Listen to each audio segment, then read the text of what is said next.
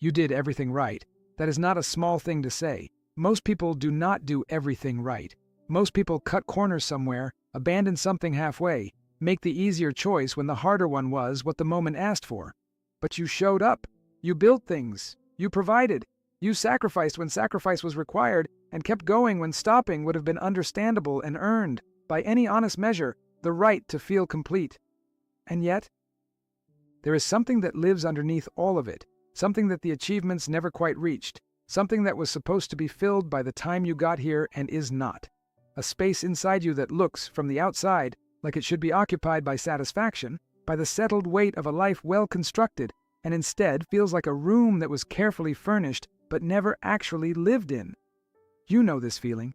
You have known it for longer than you have been willing to admit, and for most of that time, you have managed it the way people manage things they cannot explain, by staying busy enough that it does not get too loud, by pointing to the evidence of what you built when the feeling surfaces, by telling yourself that this is simply what life feels like when you are responsible enough to see it clearly.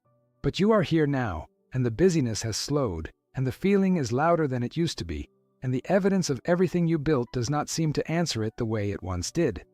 So I want to ask you the question directly, without the comfortable distance of abstraction. Why, after everything, does it still feel empty? Not as an accusation, as an honest inquiry into something that deserves an honest answer.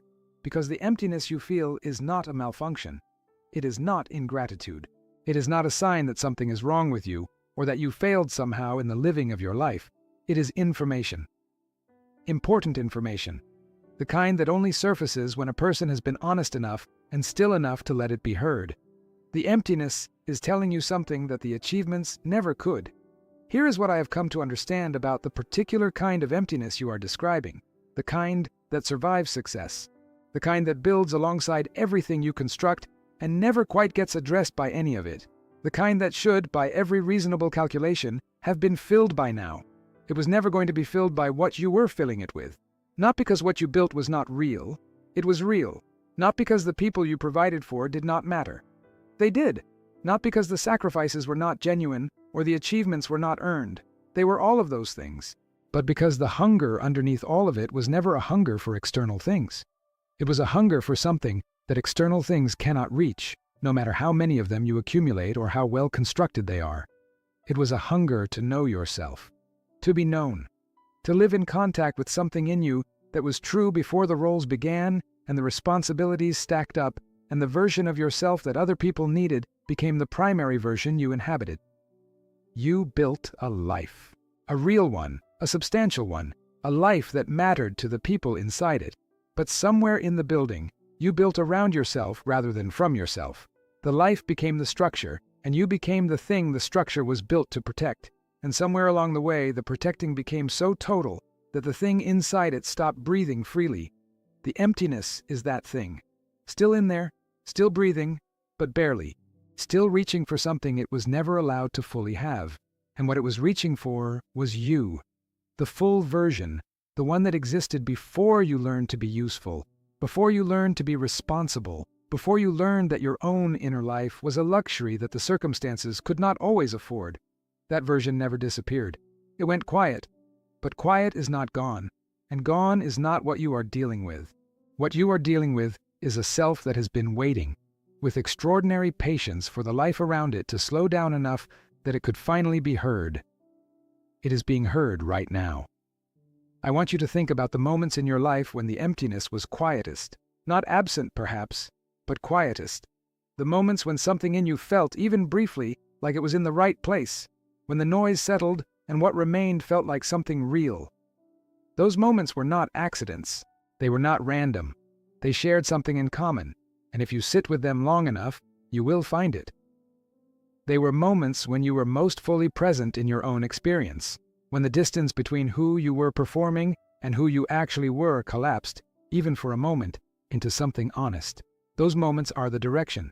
They are pointing at something, not at a destination outside yourself, not at something you need to acquire or achieve or become, but at a way of inhabiting the life you already have that the emptiness cannot survive. The emptiness cannot survive presence. It cannot survive honest contact with your own inner life. It cannot survive the decision to stop measuring your existence by what you produced and start inhabiting it as the thing it actually is, which is yours.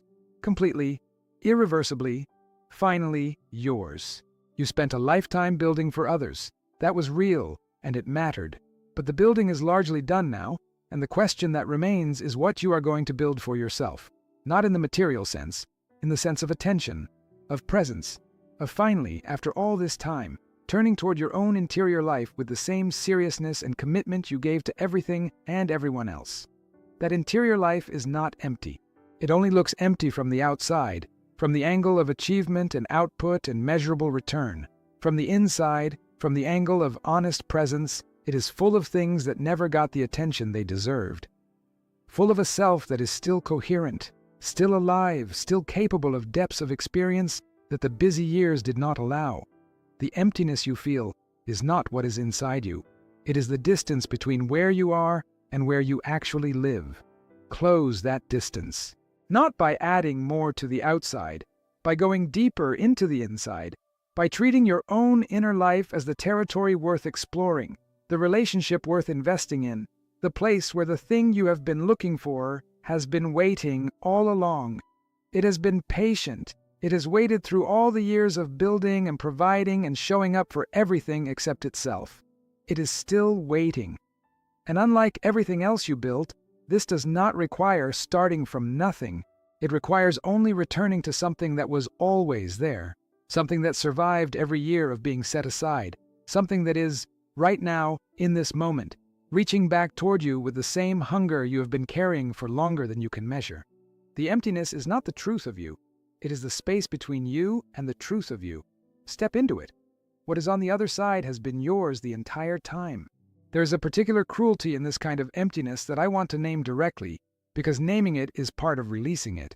The cruelty is that it looks from the outside like ingratitude, like a person who had everything and still was not satisfied, like someone who should be content and is not, and whose discontent reflects poorly on them somehow, as if the achievements should have been enough, and the fact that they were not is a personal failing rather than a fundamental truth about the limits of what external things can provide. You may have even told yourself that story, may have looked at what you built and what you provided and what you sacrificed and felt ashamed of the emptiness rather than curious about it, may have pushed it down harder precisely because you felt you had no right to it, given everything you had and everything others did not. That shame is part of the lie. It is one more layer of weight pressing down on the thing that most needs room to breathe. You are not ungrateful, you are honest. And your honesty, the part of you that refuses to call the emptiness contentment just because contentment would be more convenient, is not a flaw. It is the most alive part of you. It is the part that knows, without being able to fully articulate it, that you were built for more than the sum of what you produced. Not more achievements, more presence, more contact with your own life as it is actually happening, rather than as it appears from the outside. More of yourself, given to yourself without apology and without the permission of anyone who was never qualified to grant it in the first place. The achievements were real. Keep them. They are yours, and they matter. But they were never the answer to the question the emptiness was asking. You are the answer to that question. You always were. Come home to yourself. The emptiness ends there. I want to leave you with something concrete, not a technique, not a step, something simpler than that. The next time the emptiness surfaces, and it will surface, because it has been surfacing for years and a single speech does not end that, I want you to try something different from what you have always done with it. Do not manage it. Do not fill it with distraction or push it down with activity or explain it away with gratitude lists and reasonable perspective. Do not treat it as a problem to be solved or a symptom to be addressed or an inconvenience to be endured until it quiets on its own. Sit with it. Not forever. Not in a way that overwhelms you, just long enough to ask it honestly what it is pointing at. Long enough to treat it not as an enemy, but as a messenger. Long enough to consider that the thing you have been trying to get away from for years might be the most important thing in your life trying to get your attention, because the emptiness knows something. It has always known something. It has been trying to tell you, through all the years of building and achieving and providing, that there was something being left behind, something that needed you in a way that the people and the responsibilities and the achievements never quite asked for. It needed you to need yourself, not instead of everything else. Alongside it, as the foundation from which all of it was always supposed to come. That foundation is still there, solid, faithful, unchanged by the years of being built on top of, without being tended to. Tend to it now. The emptiness was never your enemy. It was your most persistent invitation. Accept it.